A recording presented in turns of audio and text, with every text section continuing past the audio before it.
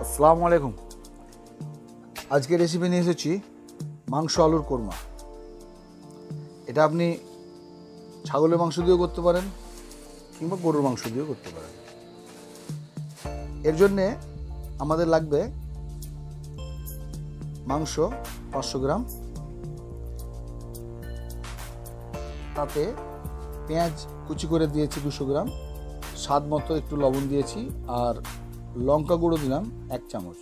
এর সঙ্গে দিচ্ছি জিরা গুঁড়ো আধা চা চামচ, চিনি সামান্য, আর 2 থেকে 3 চামচ মতো আদা রসুনের পেস্ট।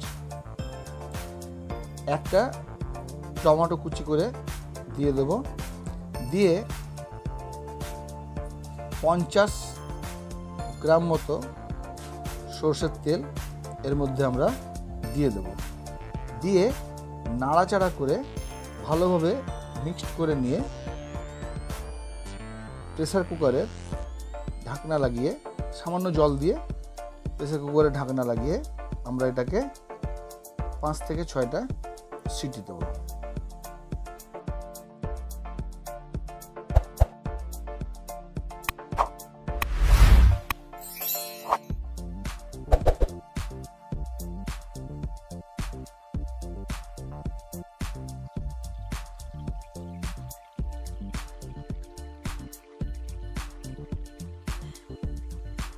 এদিকে একটা কড়াই চাপিয়ে তাতে সামান্য পরিমাণে তেল গরম করতে দেব, এবং কয়েকটা আলু আমরা ছিলে আদা আদা করে কেটে রেখে তাতে হলুদ আর লবণ মাখিয়ে ওই তেলে একটু শ্যাডো ফ্রাই করে নেব, শুকনো শুকনো ভাজা।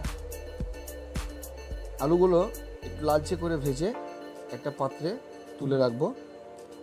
বাকি যে তেলটা আছে তাতে আর সামান্য তেল দিয়ে কুচি করে রাখা পেঁয়াজ ভেজে নিয়ে পেঁয়াজ ভাজা অর্থাৎ বেরেস্তা তৈরি করে এটা এক সাইডে রেখে দেবো।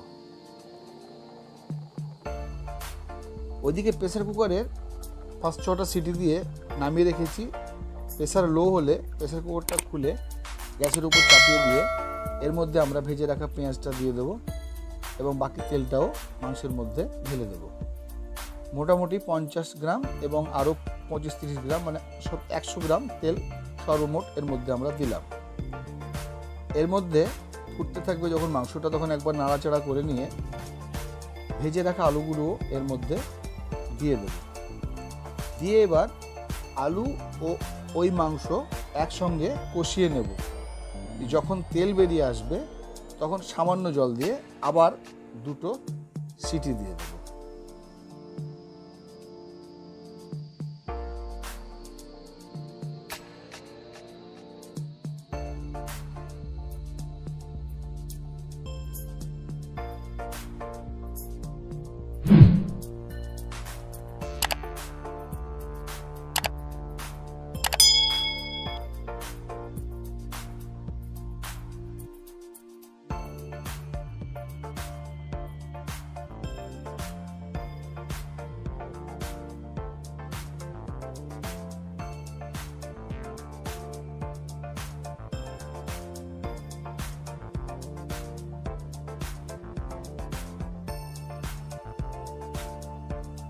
এবং আবার যখন সিটি দেব তখন সিটির প্রেসারটা কমে গেলে আমরা পরিবেশন করব। এবং এটা তৈরি করে একবার খেয়ে দেখুন, দুর্দান্ত লাগবে। আমার এই রেসিপি যদি আপনাদের ভালো লেগে থাকে তাহলে লাইক, শেয়ার, কমেন্ট অবশ্যই করবেন। পরবর্তী ভিডিও আবার নিয়ে আসছি, ততদিনের জন্যে আসসালামু আলাইকুম, আবার দেখা হবে।